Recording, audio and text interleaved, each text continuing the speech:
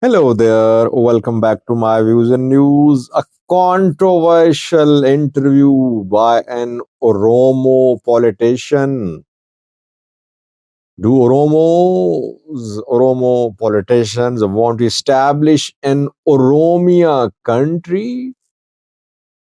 I never heard Ola talk about the establishment of an Oromia country, but this politician, who is a senior leader of a political party, in an interview clearly said that they don't want to be part of rebuilding of Ethiopia. They want to establish an independent Oromia country. Secondly, was Jawar is relentless now in his attacks on PM Abiy's government. He shared pictures of Piazza Square in Addis Ababa yesterday, and he passed some remarks, very strong remarks about the square. The government shares, the government media, government activists show pictures of Addis Ababa, of Piazza Square, as proof of prosperity, proof of development under PM Abiy's administration. What did Jawar say about this idea of prosperity and development in Ethiopia? With every passing day, now he's becoming more critical of the government, pulling no punches, it seems. Maybe his expulsion from Kenya will also make him more entrenched in his criticism of the Ethiopian PM Abiy's government. Let's start, viewers. Tigray nationalism is not something new.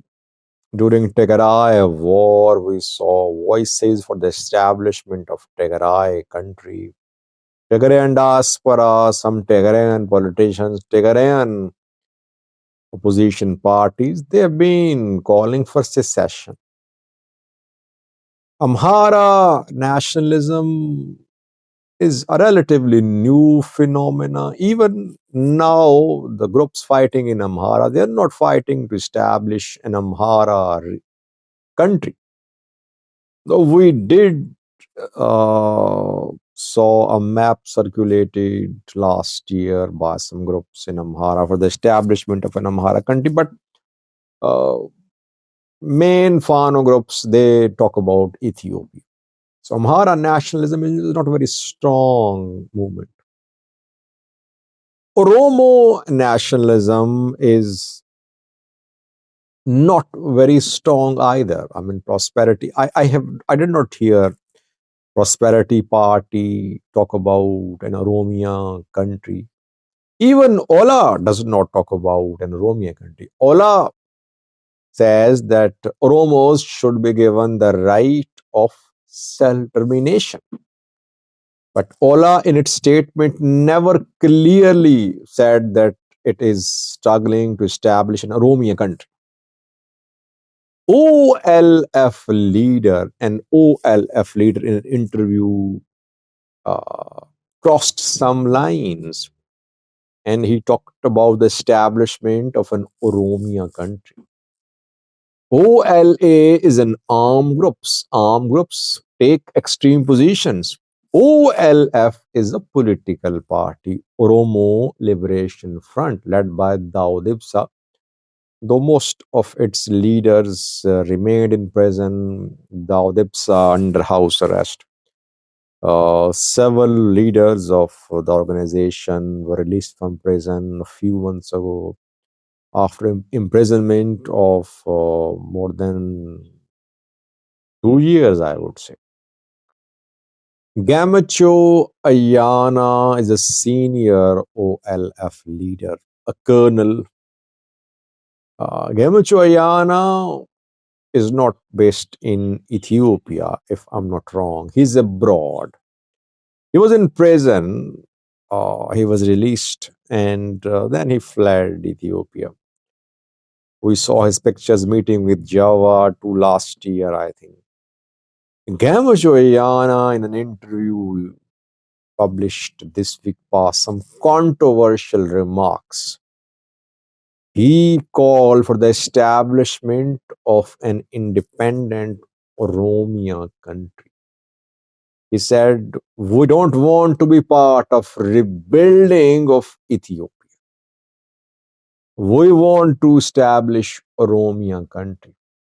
We don't want to rebuild Ethiopia like TPLF agreed to rebuild Ethiopia. He was talking about Pretoria, I think, that through Pretoria, TPLF abandoned its uh, calls for secession, though TPLF never officially called for secession, but it called for the exercise of Article 39. Gamuchoyana clearly said, he said that Oromos, he said Amharas, Sidamas, Somalis will be our neighbors. We'll have good neighbor relations with them. We want to build an Oromia country. We don't want to build an Ethiopian army, Ethiopian government. Can an Ethiopian political party take such a position? Uh, and I don't think it is OLF's official position. Correct me if I'm wrong. If OLF officially says that it wants establishment of an Oromia country, can it be recognized as a political party under Ethiopian constitution? I don't think so. Yes, exercise of Article 39 can be demanded. It is part of constitution. Any region, any party, any individual can say that Article 39 should be allowed to be exercised by regions. But you cannot say that Oromia should be a separate country or should be a separate country. I think it would be a violation of Ethiopian constitution, if I'm not wrong. I'm not a constitutional expert, but this is what I understand. So Gamacho Ayana definitely crossed some red lines. Such statements provide the government with excuse to take action on political parties like OLF. Let's see, will there be some clarity, some correction or update by Gamacho Ayana or OLF? We'll see in coming days.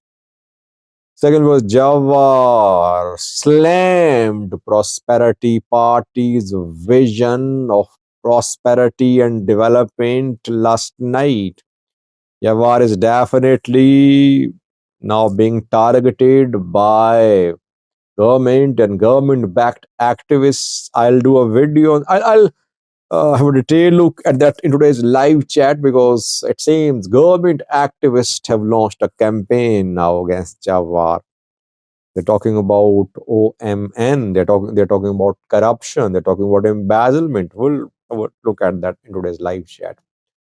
Jawar posted pictures of Piazza Square, which is in Addis Ababa, built like a modern square in a developed country. Shiny streets, tall, shiny sky, scrapers can be seen at Piazza Square.